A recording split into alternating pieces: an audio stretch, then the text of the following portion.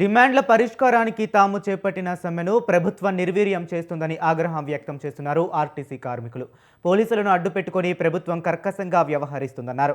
ప్రస్తుతం పోలీసులు వ్యవహరిస్తున్న తీరు చూస్తుంటే గతంలో నక్సలైట్లకు విరుచుకుపడిన విధంగా ఉందని మండిపడ్డారు.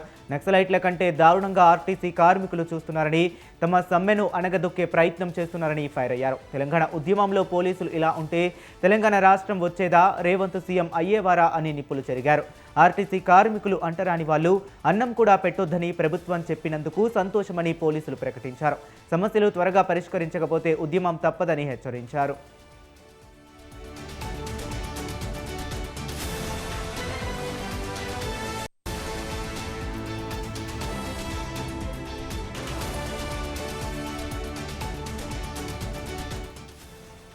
ఇక ఇదే అంశం గురించి మరింత సమాచారాన్ని మా ఇన్పుట్ ఎడిటర్ రాజమౌళి ఫోన్ లైన్లో అందిస్తారు. రాజమౌళి లైవ్ ద్వారా అందించడానికి సిద్ధంగా ఉన్నారు. రాజమౌళి గారు చెప్పండి. హరీష్, మొత్తం మీద తెలంగాణ రాష్ట్రంలో రాజకీయ రగడ ఒక దిక్కైతే తెలంగాణలో ఆర్టీసీ కార్మికుల సమ్మె ఉధృతంగా ప్రవహిస్తుంది. ఇది నేటికి రెండో రోజు అయినప్పటికీ మాత్రం తెలంగాణ ఆర్టీసీ కార్మికుల డిమాండ్లను పరిష్కరించడంలో ప్రభుత్వం విఫలమైందన్నట్టు కూడా వారు చెప్తున్నారు.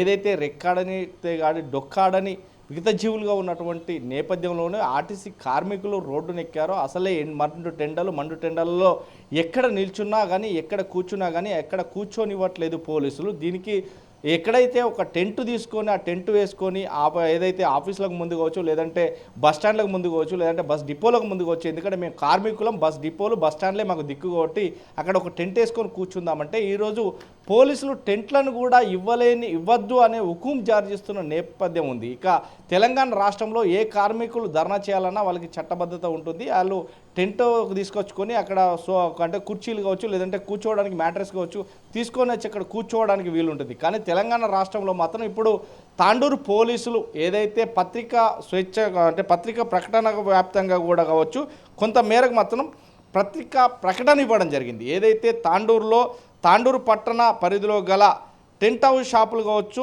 ఓనర్లకు, ఫంక్షన్ హాల్ ఓనర్స్కు, అదేవిధంగా కమ్యూనిటీ అండ్ కమ్యూనికేషన్ హాళ్లకు, ఓటర్లకు మరియు అసోసియేషన్లకు సంబంధించి వ్యక్తులకు తెలియజేయనది ఏమనగా ప్రస్తుతం ఆర్టీసీ కార్మికులు సమ్మె నడుస్తున్న ఇట్టి సమ్మె పూర్తిగా చట్ట వ్యతిరేకమైంది. కావున వీరికి మీరు టెంట్ హౌస్లు కావచ్చు, చైర్స్ కావచ్చు, లేదంటే కూర్చోవడానికి అంటే గ్రీన్ పరదాలు కావచ్చు ఏ ఒక్కటి కూడా సహకరించకూడదు. అది చట్ట విరుద్ధం. ఒకవేళ సహకరిస్తే తగు చర్య మీ పైన తీసుకోబడుతుంది అంటే బెదిరింపులకు గురి చేస్తున్నట్టుగానే ఈ లేఖ ఆ సారాంశం మాత్రం ఉంది. ఈ నేపథ్యంలోనే మనం చూస్తున్నాం హరీష్, ఏదైనా తెలంగాణ రాష్ట్రంలో సాధించాలంటే ధర్నాలు, రాస్తారోకోలతోటి మాత్రమే సాధ్యమవుతుంది.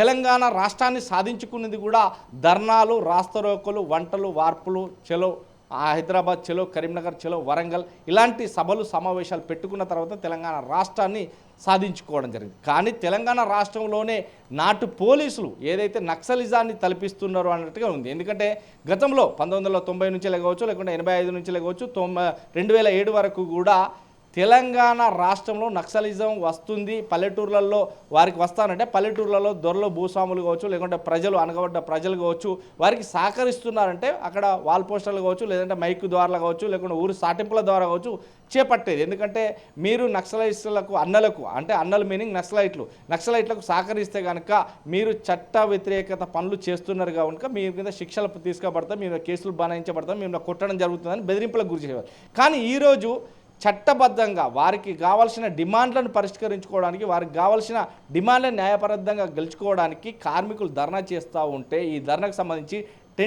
టెంట్ హౌస్ యాజమాన్లకు కావచ్చు, లేదంటే ఫంక్షన్ హాల్లకు సంబంధించి కావచ్చు, లేదంటే మినీ హాల్లకు సంబంధించి కావచ్చు వారి ఓనర్లకు బహిరంగ లేఖ ద్వారా పత్రిక ప్రకటన ఇవ్వడం ఎంతవరకు కరెక్టు? తెలంగాణ పోలీసులు అప్పుడు అలా ఉంటే తెలంగాణ రాష్ట్రం సిద్ధించేదా, వచ్చేదా అనేది కూడా ఇప్పుడు మేధావులు, పౌరులు అడుగుతున్నమాట. నిజంగానే ఎందుకని తెలంగాణ గవర్నమెంటు ఈ విధంగా కక్ష సాధింపు చేస్తుంది? పోలీసులను అడ్డుపెట్టుకొని వస్తుంది, ప్రైవేట్ బస్సులను పోలీసుల చేత నడిపిస్తుంది, పోలీసులను బస్సుకు ఇద్దరు లేదా ఒకరిని మరీ పహారా ఇచ్చి నడిపిస్తుంది. ఈ నేపథ్యంలోనే కార్మికుల పొట్టగొడుతున్నారు. ఇది ప్రైవేటీకరణ చేసి మొత్తానికే ఆ ఉద్యోగులను ఊడగొట్టే ప్రయత్నం చేస్తుంది తెలంగాణ ప్రభుత్వం, రేవంత్ రెడ్డి సర్కార్ అంటూ కూడా విరుచుకుపడుతున్నారు. నిజంగానే తెలంగాణ రాష్ట్రం ఆ రోజు రాకుంటే ఈరోజు సీఎం రేవంత్ రెడ్డి అయ్యేవారా అని కూడా వారు అడుగుతున్నారు. నిజంగా ఒకవేళ కార్మికుల మనోభావాలు దెబ్బతినే పరిస్థితి ఏర్పడే తెలంగాణ యావత్ రాష్ట్ర ప్రజల మనోభావాలు కూడా దెబ్బతింటున్నాయి. ఎందుకంటే దీంట్లో కార్మికులు అంటే ఒక ఆర్టీసీ డ్రైవర్లు, కండక్టర్లు, ఆ విధంగా వీరే కాదు, అన్ని వర్గాలకు చెందిన వారు,